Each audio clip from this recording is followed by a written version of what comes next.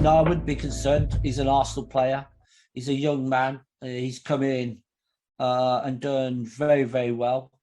There's still a huge amount of improvement that needs to be done. I think, at times I feel that there's a little bit of naivety there with his game. But unless you're playing and you're put in situations or you make mistakes and you learn from those mistakes, then nobody knows potentially how good he's going to be. At the moment, I still personally believe that Tierney is the better fullback overall. But Mikel Arteta will again tell you it's all about competition for places, and that's why when Tavares came in, he played well and he left him in the team. All of a sudden, Tierney's back in, and now it's up to Tavares to develop again and come again and put pressure on Kieran Tierney again. But I still think there's a huge part of his that he needs to learn defensively. Sometimes, with his decision making, then I believe that's there's still a lot of work there to do. But he is a young boy that's just come to the club and he's made huge strides already, and he's certainly going to pressure Tierney, that's for sure. But to be quite honest with you, there are always rumours about players. It doesn't worry me. He's just come to Arsenal. He's had a lot of game time when he probably was feeling he wouldn't get a lot. So why would he want to leave? I just don't see that as an option at all at the moment. Personally, I love it. Obviously, Dave is a big character anyway. Terrific goalkeeper in his time. I put him and Schmeichel in my period. I thought they were the best two goalkeepers.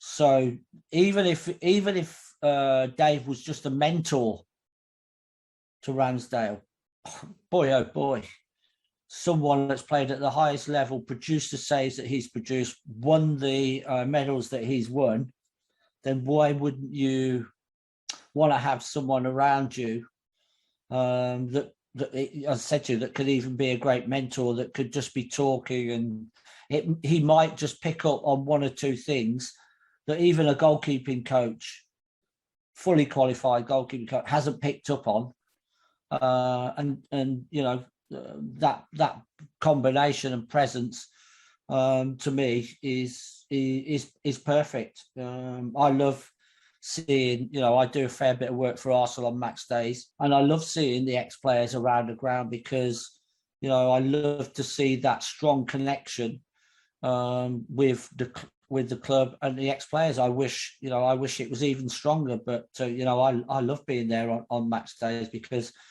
I love being associated with the club. I'm proud of the teams that I played in and what we achieved. And I'm hoping that eventually teams in the future can go on to emulate the teams that I played in. So I'd love to be around if that happens.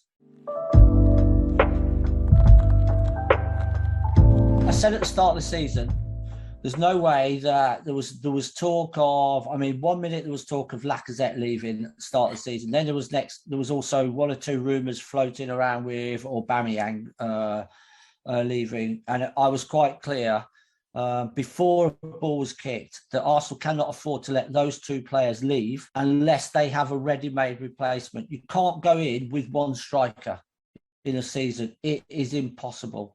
Now we're seeing that with Arsenal. We're seeing it because of, one, disciplinary reasons, two, lack of form. So I was quite clear from the start. I thought that the Lacazette situation would have been a new contract for him. But in saying that, if the player doesn't want a new contract or he can't get the length of contract he wants, then obviously he's going to leave his options open until the end of the season, which doesn't mean he won't get offered a new contract, but he might feel game time, it's time to move to a different club. But at the moment, he's a very, very important player for Arsenal. And I think Mikel Arteta will say exactly the same thing. He's been important from the start of the season. We don't need to discuss and try and cloud the judgment of why Lacazette is playing because of it, because of the contract issue. That will be resolved. It looks quite clear to me now by the end of the season. You also have to remember that Tony wasn't with us for a period of time for his driving conviction, so he was pretty much around, and he was our captain all the time. You know, it sounds to me as if Mikel Arteta is quite clear on the guidelines for the players. You know, there are no excuses, really. These are the. I'm saying that there are obviously boundaries that are acceptable, and if you move outside of those boundaries, then you're putting me under pressure. One, to leave you out of the match day squad. And with Aubameyang's case, I think this is because it's the second or third time this has now happened?